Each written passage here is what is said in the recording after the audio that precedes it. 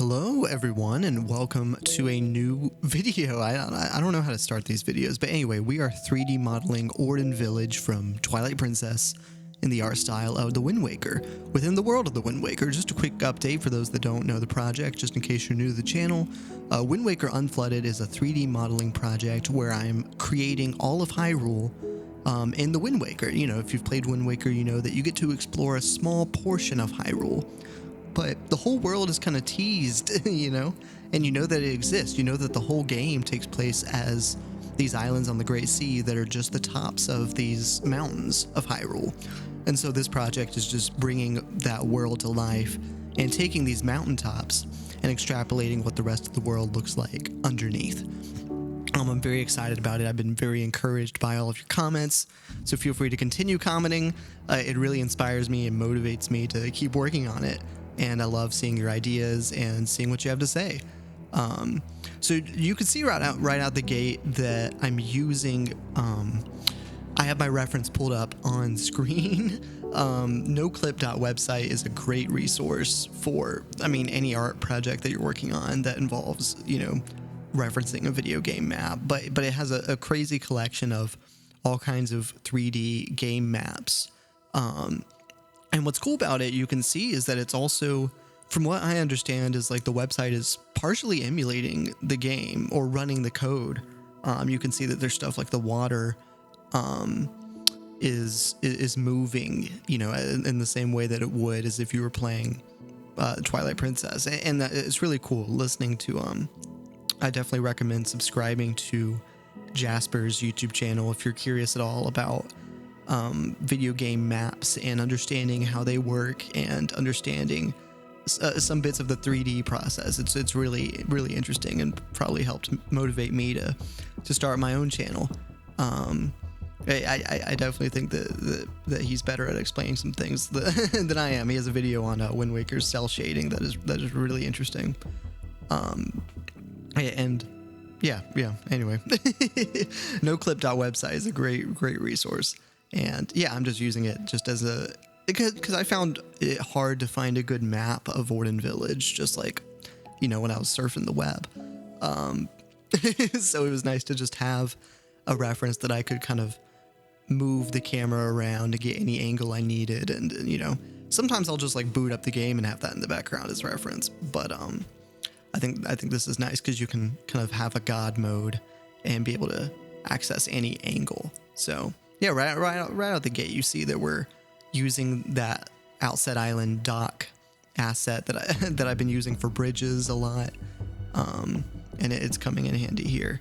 And I just love that stylistically, and I have to make some decisions later on the style of the houses, because that's something where I use basically the same thing, same kind of textures. I'm taking the asset that I made in Ordon Village for those houses and just modifying that for these, because I felt like especially the roof texture was probably the best from the Windfall Island roof texture is what I was using, but you'll see that in a second. Right now we're UV mapping the path, which is always the most annoying thing to UV map, just because naturally it's a curved piece of geometry and I just have to take that and map it to this very straight texture. And it's because it's not a repeating texture. There's several other textures on that one image. It's just a little annoying, Well, there's some other, and I don't know. You see this, and I get lazy sometimes when I'm UV mapping, and I'm just like, all right, general project from view. All right, that looks good enough. Move on, And there's some things I want to definitely go back and kind of hone in on for sure, but. Yeah, sometimes I get a little lazy with my UV mapping, and I apologize for that, But also, I think for a project this big, I don't think it's a bad thing to be able to say, you know what, this is a big project. I can't perfect every single area, but I can do my best, and I can make it look as good as I think it needs to be for this project, and then move on. So, and I don't know, I always want to be able to refine things, but also I don't want to spend time perfecting something. I'd rather make more of the world and then come back to things later. Because you see that every now and then I'll work on something and then come back to it. Ordon Village is something that has taken multiple passes to keep adding to it and sometimes I get more done on one day than another, and that's just how the process works, you know. And I like that a project that is this big, I can spend time just kind of whittling away on it, doing a little bit here and a little bit there. And it's always it's a very relaxing process, you know. It's a very natural stress reliever to be able to work on this. So I hope that y'all enjoy it, because I enjoy working on it. So if that's both true, then we have a mutually beneficial thing going on here. For reference, so this like 15-minute time lapse is compressed from about 1.5 hours of work. So I don't know. Sometimes I think about that and I feel like I'm a bit of a slow modeler, but you know, it takes as long as it takes. And I think especially because it's a low poly art style, I don't want to place too much geometry by accident, right? I kind of want to be intentional whenever I add points and add extra geometry, because I want to keep this as low poly as possible, just because it's a big world. And it also saves me time to be able to try to simplify things.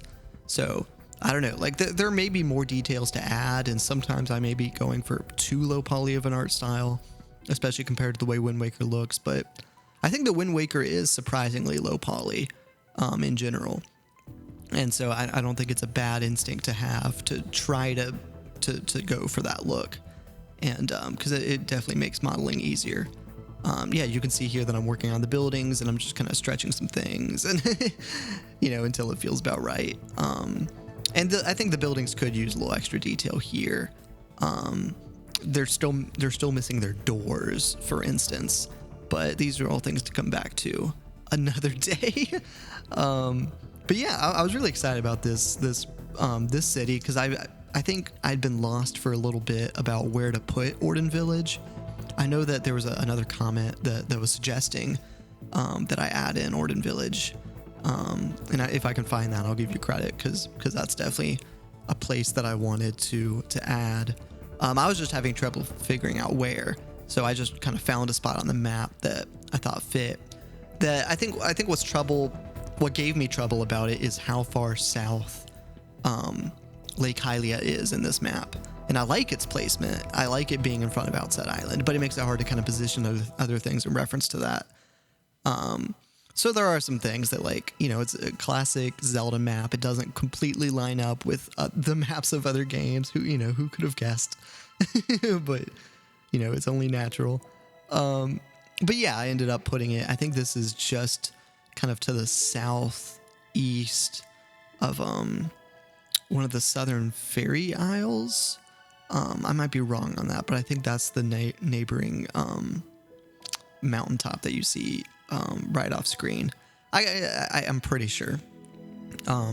It's kind of in like the middle of the map, but to the south. So I think that's where that is, but I don't know off the top of my head. Believe it or not, like, as the, you know, what I say in the last video, I called myself the world's biggest Wind Waker fan. And yet there's still things that I don't know off the top of my head. So that's how it goes, you know, and I like that. And like, the thing is, like, I know Wind Waker very well, and every time I play it, usually there is at least one surprise, you know, and I feel like I know it so well. I feel like I have so much of it memorized, but there are things that I'll notice that I'll go, wait a minute, like I didn't catch that before, or if I've noticed it before, it's new to me again. I forgot about it. And it's nice to have that, especially with a game that I cherish so much. It's nice that every time I look deeper into it, I'll realize, oh, you know, I don't know this detail that, you know, and I love that something I know so well can do that for me. And usually, like, you know, sometimes it'll be a small thing, and it'll be like, because when I play it, like, most of my playthroughs of Wind Waker are, you know, going through the main quest, and, you know, it's not spending a whole lot of time each time I play. It's just I want to re-experience the story, you know, play the dungeons and beat the game.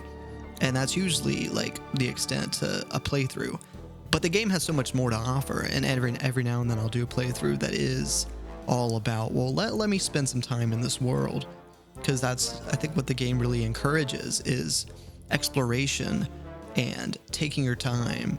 And the main quest can be going on in the background, but in the meanwhile, let's go ahead and chart all the islands and see what we can access. Oh, we don't have all the items that we need yet. Okay, but let's keep exploring, and let's do this island here. Let's fight the monsters on this platform and get this treasure chest. You know, because those are things I don't know off the top of my head, which monster platforms, what chests have what items in them. I don't know, like, what lies at the bottom of every sea chart. You know, I don't know that. And it's nice that, you know, I don't know. I like that the game still has surprises for me, I guess. That's all I'm trying to say. Yeah, you can see we're making some progress getting Russell's house placed.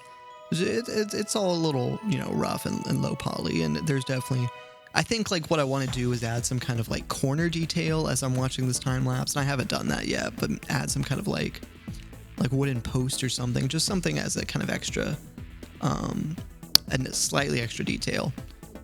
I don't mind it being as low poly as it is, but I do think it could use something just to add a little extra life to it. But anyway, I'm pretty happy with how this is turning out, and it is very simple, and, you know, this is in some ways a very quick start to the village, but I do think it's coming together, and I always like whenever I'm working on something and you can, especially a location from another game, and then I can start to recognize it in my version of it, and it feels different, and it's new, and it's a new take on the village.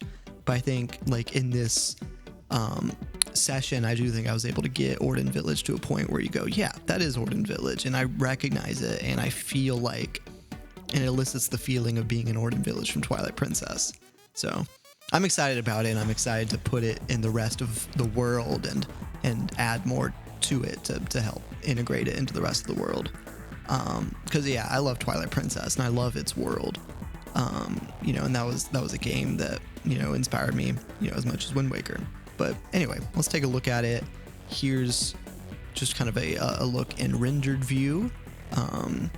Let's see, kind of turn on the trees for a second. Could use a couple more, but anyway, this is Ordon Village. Just here's a look around, and yeah, I'm pretty happy with how it turned out. And I mean, there's a lot of work left to do, as I always say. That is simply always true. But even still, I'm very happy with the work that I've started on Ordon Village. I simply love this town. I love the music. It gets stuck in my head so often. It's so catchy. I mean, Twilight Princess has great music, and it's I'm excited to keep bringing maybe more areas from it to life. So comment down below what other areas you want to see in this world, and I'll see what I can do. I would love to, you know, any suggestion that you have. I'd love to hear it. So comment down below, and without further ado, I'll let y'all go.